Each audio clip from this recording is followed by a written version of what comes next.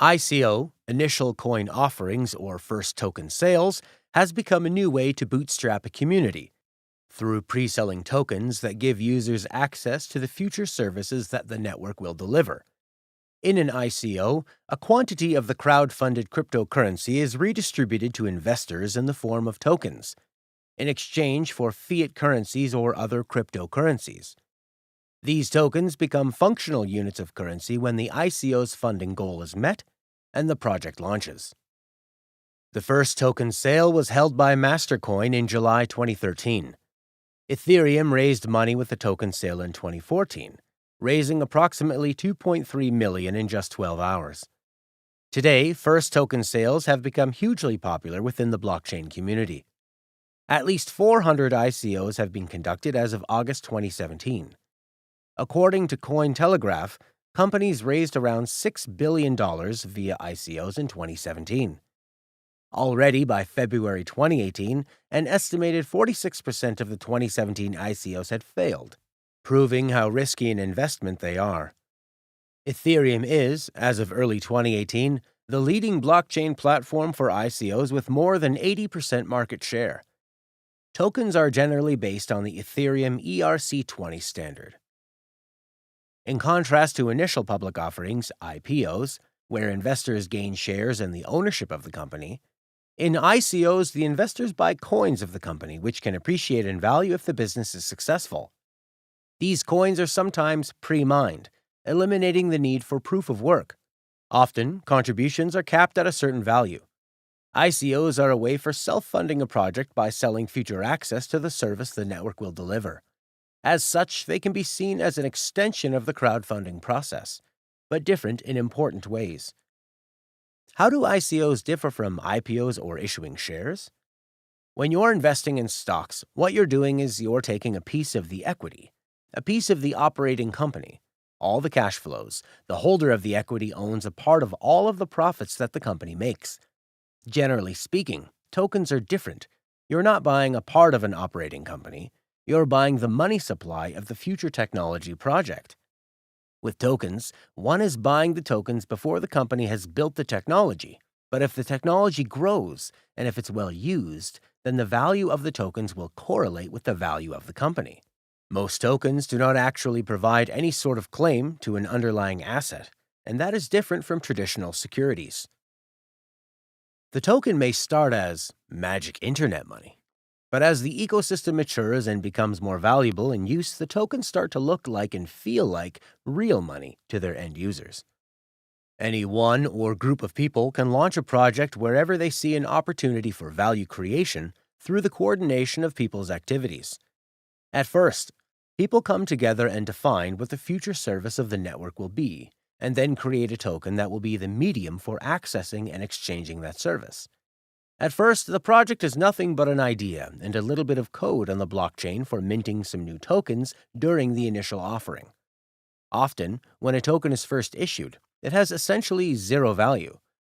The value of the token at this point is largely dependent upon people's perceived future utility of the network. Thus, the early purchasers of the token are both believers in the network and risk takers. But they give the token value through their belief in its potential and willingness to pay for it. Over time, as people contribute to the project, the network starts to materialize, and at a point, it can be opened up to the community and start to deliver a service to the end user. At this stage, the tokens that were previously just crypto equity now become utility tokens, which are used to benefit from the services in the ecosystem. Anyone who has contributed to the community in the beginning can now use the crypto equity to benefit for free from the service that is provided. Those that did not contribute have no tokens, and they now need to purchase those tokens, which gives the token more value as more people use the network and it matures. At this mature state, the token should shift from being an object of speculation to the actual use value determining its price. So money, which starts as magic internet money, becomes real money as the community materializes and starts to deliver a real service that people would otherwise be paying for with fiat currencies. The token actually starts to feel like real money.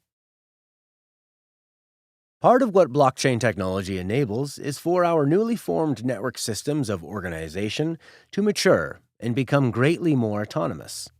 ICOs are a way for these networks to become autonomous in their initial financing, to become self-funding. Token offerings can provide a very agile development model. As with this model to funding, it is now possible to set up an organization rapidly, wherever there is a perceived business opportunity, and for anyone to invest in that organization with limited friction. Unlike in traditional venture capitalism, contributors can transfer their assets instantly and easily to other people. Whereas previously only projects that could pass through the formal financial system and look like profitable enterprises received financing, with token offerings, people can finance the things that they value directly, peer-to-peer.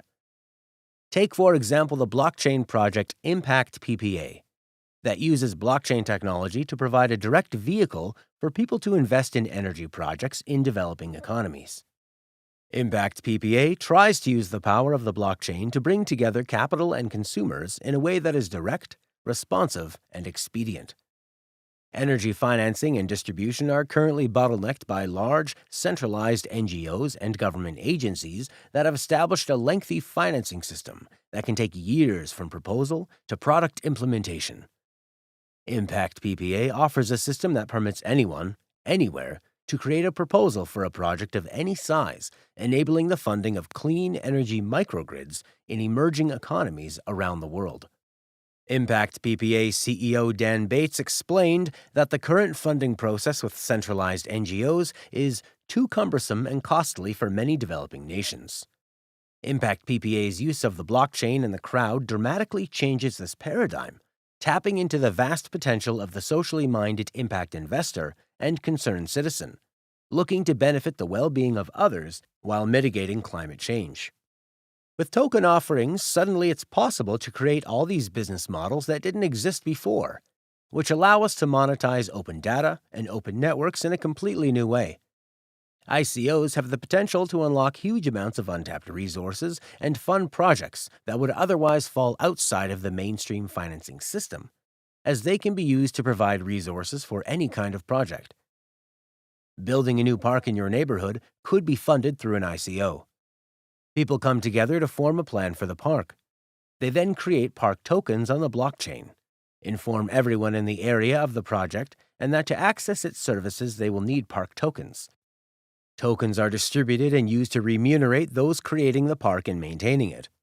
There doesn't even necessarily need to be any fiat money involved. People who contribute receive tokens that they then use later to avail of the park's services. Although we often think about ICOs in terms of investment and monetary increases, the token offering can be used to fund any project that may or may not have monetary value. It is simply a way of recognizing the contributions that people have made to the development of a project and rewarding them with access to the service that the system delivers at a later date, thus creating a self-funding, self-sustaining system that can be completely independent of traditional market financing or government support. This model supports the idea of multi-value, as it actually becomes now possible to have a variety of value systems in the sense that every organization can have its own tokens, and those tokens are actually representing what is the value system of that community. While it is always possible to exchange the token for a particular fiat currency, it also becomes possible to create enough systemic exchange by which certain communities that see value in the token of another community can start exchanging between them. And eventually, you can actually create a really sophisticated system of exchange that could almost bypass the fiat currency.